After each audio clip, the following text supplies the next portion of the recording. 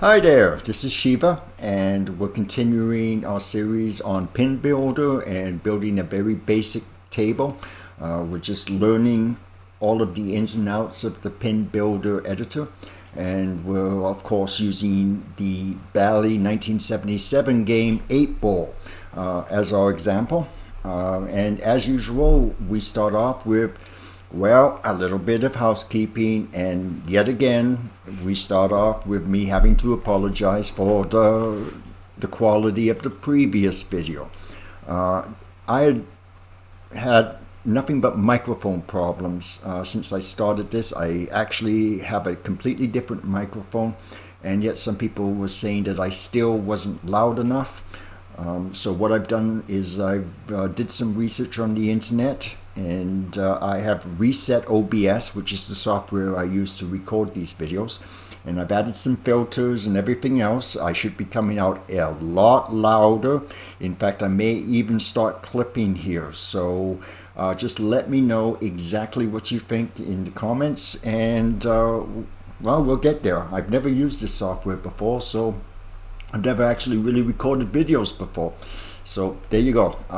It's a learning experience for both of us. In the meanwhile, hope I don't blow out your ears. Let's continue on. I also did another video. I released it on my YouTube channel earlier today, and it was called Fixing Star Destroyer. And well, for God's sakes, the thing actually kind of needed fixing, especially after the last update. So I just showed you some very simple things. I also updated my 8-ball loop, which is this guy right here. If you notice very carefully, I've changed it a little bit.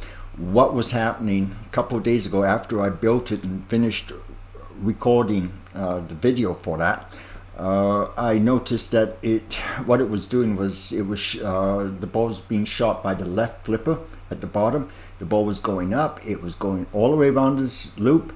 It hit the bumper, and then promptly the bumper kicked the ball all the way back. So what we were doing is we were actually double scoring here.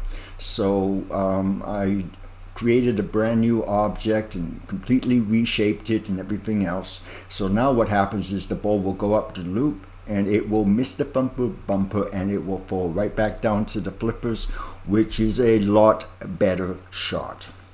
In the meanwhile, I noticed on the forums, I believe it was the FP forum, and about once a month we have somebody that is brand new to scripting. Now, Visual Pinball and Future Pinball require a lot of additional coding when you build your tables. And this is really the biggest problem with if you want to create a pinball table, especially with those two programs. The coding, the coding is horrible. It's really tough to do for a lot of people. It takes a huge amount of time, and sometimes it takes years of experience to be able to pull off some of the rules that you want to pull off. And you know, a lot of people make the attempt, but to be honest, maybe one in 1,000 members, in every 1,000 members in either Visual Pinball or Future Pinball actually succeed in releasing the table. And usually it's large amounts of somebody else's code and some very basic additions. Coding can be a real problem. And to emphasize that, what I am going to do is I am going to show you my code for my bonus routine. And as you can see, we start off pretty simple. This subroutine here, by the way, all this does is it just adds one bonus to the count. But we have other routines. This checks if the multiplier is the correct multiplier for the countdown. This one is a second multiplier because we sort of pass the code backwards and forwards, and the check multi is also used if you score a bonus multiplier while the ball is in play. That's what this does as well. This is the main routine, and this is a timer, which is a new feature that is going to be added to Pin Builder sometime soon, from what I understand, and that's terrific because that's going to open up so much stuff. But this is actually the main routine for the countdown. once you lose the ball. And it's actually reused a couple of times. For instance, if you're playing Star Trek, if you go into, I believe it's called the hyperspace lane, it will give you the value of the bonus while the ball drops back to the plunger, and then it will reset all of the lights and then give you what you had before too as well. So you're scoring an extra bonus every time you hit that lane. And well, this is exactly what this does. And as you can see, it's starting to get very, very complicated. This is just the light code, by the way, most of this. There's a lot more, trust me. This is the reset bonus. This subroutine basically clears all of the values at the loss of the ball, and you start a new ball. This is what that does. This is one of the main controls to add a bonus lights. Every time you score a single bonus, it calls up this routine and it turns on the right light state. And then of course, this is just this one section. I will tell you that this is maybe 25% of the total bonus code. The rest of the code are things like the audio routine, the special lighting effects routine. There's a couple of special features in the bonus system, like the whole bonus feature and the collect bonus feature. There's a whole bunch of routines for that. There's all sorts of additional stuff. There's a lot of setup code. There's also routines for hit events for the switches. Let me just call you up quite quickly here. Let's just so that you can see it. See, there's a switch right here, and you wouldn't believe how much code it actually. Normally you would say add a bonus. So when the ball drops down here, it hits the switch. It adds a bonus, but it also calls up a whole bunch of other routines that are related to it, because Jungle Girl, which is the name of this game, Jungle Girl FPX actually, uses the FPX engine, and it's a very, very complex and very powerful engine. And there's a lot of hidden capabilities within the FPX engine, especially with the bonus. As an example, I'm going to actually show it to you. What the heck, why not? I'm so proud of this game. There we go. 5 ball. At the present moment, where Jungle Girl is set to use like 39,000 is the maximum bonus. It will do a max. Don't use pin main. Yeah, okay. Oh, that's good. That's a good one to say. Anyways, 39,000 is the maximum bonus. You can get 5 times the maximum bonus, as is said in Jungle Girl. But the FPX engine internally can actually handle as much as 159,000 for the amount of bonus, and it can multiply up to 15 times. And it actually was designed to be. I love the smell of novice in the morning. Yeah, okay. I'm sure you're all having a good laugh at that one. Okay, anyway, let's. If you're a relatively new coder, yeah, there's absolutely no doubt that you're going to have problems with the bonus routine. I feel that if I had to rewrite the FPX engine bonus routine code all over again, it would probably, after typing it in and then checking everything and hooking everything up and debugging it, I probably figure it's going to be at least 60 to 70 hours. And this is just one of many, many routines within the FPX engine, and also the custom code within Jungle Girl.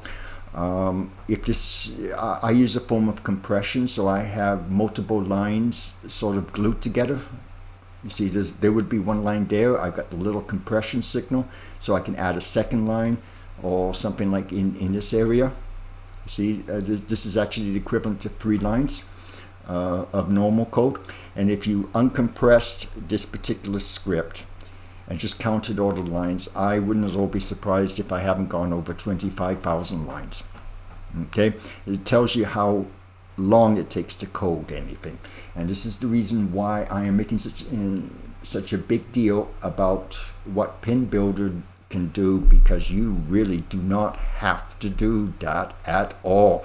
And my God, is that a big thing, especially if you don't want to learn any kind of coding, and about 99% of the entire planet does not know how to code even a single thing, this is a huge godsend. Most importantly, this is a major step forward for you to be able to do your own pinball machine, because it's always been the scripting that has stopped a lot of people. It has been in the past, it's going to be in the future. The coding techniques are getting more and more complicated, and you kind of feel as if you need the equivalent of a rocket science degree to be able to keep up. Even I'm having a lot of problems with it. So, I took one look at PinBuilder, and the thing that really stuck out to me is the logic mode. And this is what we're going to do. We're going to show you how to do a bonus in PinBuilder. And I've already done it because I am new I'm new to PinBuilder, period. But this is really the first time I started doing anything more than just a single, just adding something that just gives me points every time I hit something. Okay? But the bonus is actually amazingly simple. So I should mention that there is a couple of limitations at the moment. The bonus system is very early. It's, intents and purposes, just something that's roughed in. There are a lot of features with it that are not complete, and they will be added as time goes on. And there are some features that they just haven't programmed in yet. All right, so you just gotta wait a little while, but I'm pretty sure that we'll get more and more added to the logic, and also a more complete bonus system.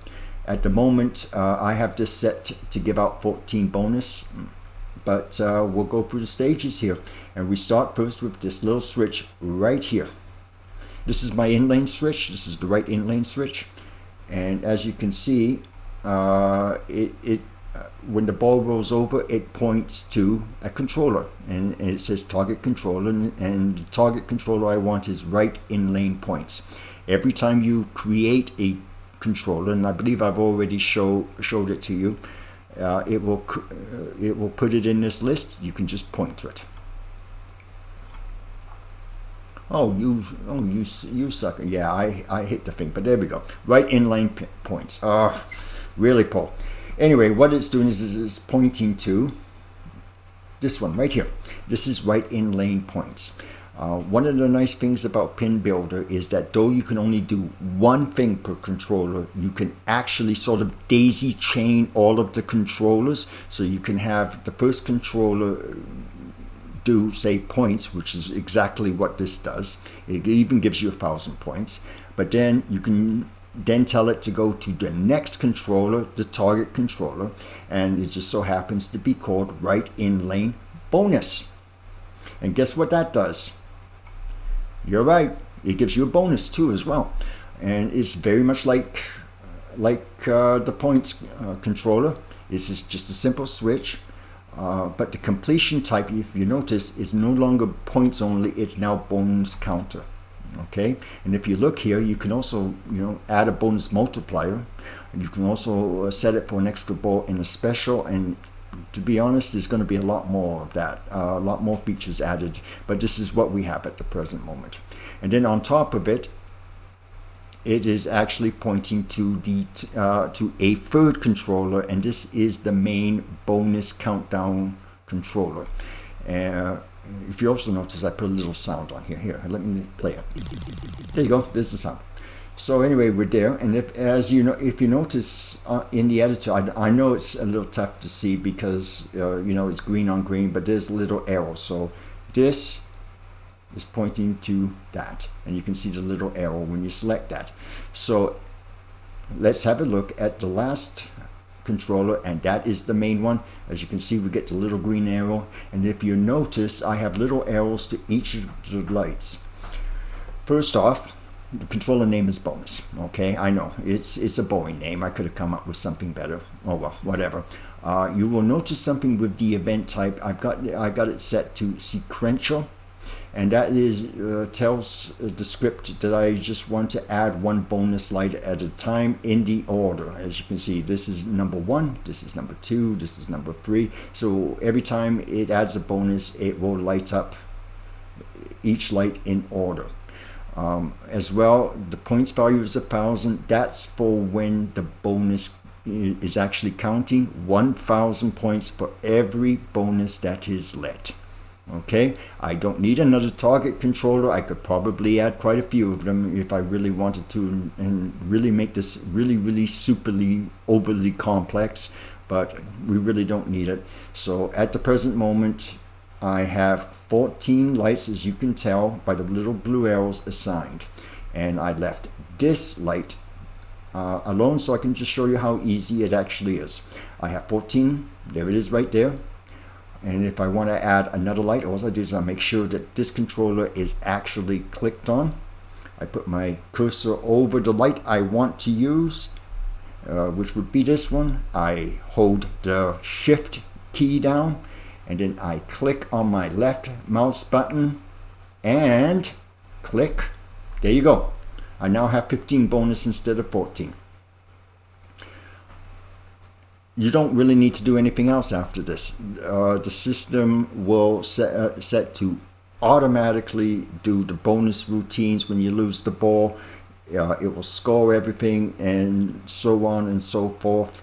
And yeah, you can already see why I think this system is a hell of a lot better than 70 hours of staring at tiny text on a computer screen. It's just so much, it's just so simple.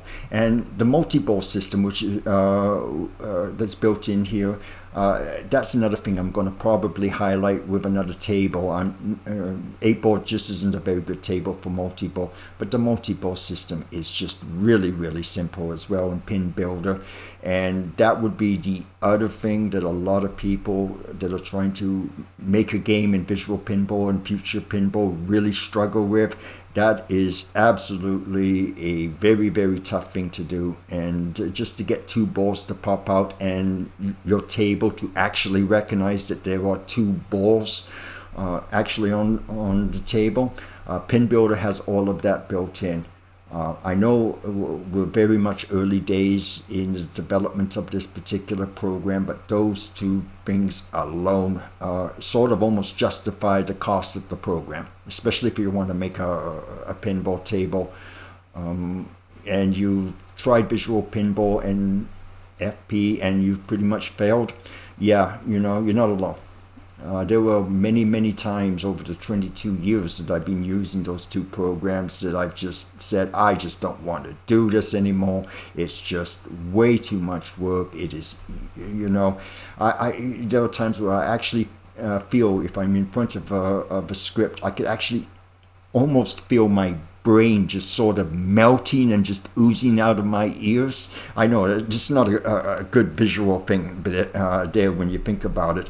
But it really, scripting is just horrible. I really hate scripting. In fact, I should be scripting right now, improving the FPX engine, among other things. I just don't feel like it. It's an incredible amount of work. I literally have 1,000 hours into FPX engine and Jungle Girl. I probably got a lot more. That is the biggest problem with FP and BP, and when I saw PinBuilder, I was just absolutely amazed at how much simpler it is. But most importantly, you can do this in minutes as opposed to hours. So that's really the biggest thing with PinBuilder and its potential. So they're going to add more objects. They're going to fix the bugs. They're going to give it more capabilities. We're going to, we just got ramps. There's a lot of things that can be done with that. Eventually, we might see toys. And I know one of the big things that will be coming soon is timers. And oh my goodness, is that going to open up this game like you wouldn't believe? Well, anyway, you've seen how I've done this. I'm not showing you the bonus count routine, mainly because it is incredibly simple, and it is incredibly basic, and it's really just chucked in just to make sure that the basic concept works. Because to be honest, the bonus countdown routine in PinBuilder will only at the present moment work on the very first ball, the first time you play a table. Every other ball afterwards, it doesn't work. It's not actually that new. It's it's just not finished. There's a lot more to be added, so it's not really much use in showing you that. I kind of expect that that's going to be quite a bit more complete very, very soon. So when it is, I will update that. I'm hoping that we have support for like 10s and 20s and 30s and 40s, in your bonus scoring, instead of having to do a light for every bonus, things like that. I'm pretty sure it will be. So, but in the meanwhile, even as it is right now, oh my goodness, how much it is so much easier, so much better. But next video. I'm sorry, I'm stumbling here because I actually didn't write down or really prepare myself for what I'm going to say for the next video. Today in the PinBuilder forum, somebody was asking me, was basically asking how you actually get a light to turn on at the start of a game. When you start a game, and I will show it to you, we'll just have to wait for it. But as you can see, I'll just hit the camera here, none of the lights are actually on. And he just wanted to know how it was possible to do that. For instance, if this was a bally game, the very first bonus light, bonus number 1, would automatically be lit, right? A couple of other lights would actually be lit too as well. For instance, in the bank 8-ball, the bank shot lights could be lit up, and with the addition of a timer, you can have like things like a skill shot or something like that, right? Anyway, he asked how it was possible, because PinBuilder actually does not support that yet. And I just thought up of a solution, and I thought, well, you know what? That's pretty good for the next video. I'm waiting for the next couple of updates to PinBuilder. There's going to be a bunch of bug fixes, but there is going to be a couple of new things, especially in the logic system. It's going to be expanded. So I really can't do all that much until that happens. So, might as well show you some other neat little tricks and stuff that you can actually do. Well, in the meanwhile, I hope everybody has had a great day. My day was actually really good. The girlfriend and I went out to a beach and, just walked around for a couple of hours. It was gorgeous here. The beach was lovely. It was low tide, and you could literally see a mile of sand. It was just absolutely incredible. But I hope you all had a great day, pretty much like that. And in the meanwhile, I'm going to sign off and say, Happy pinball!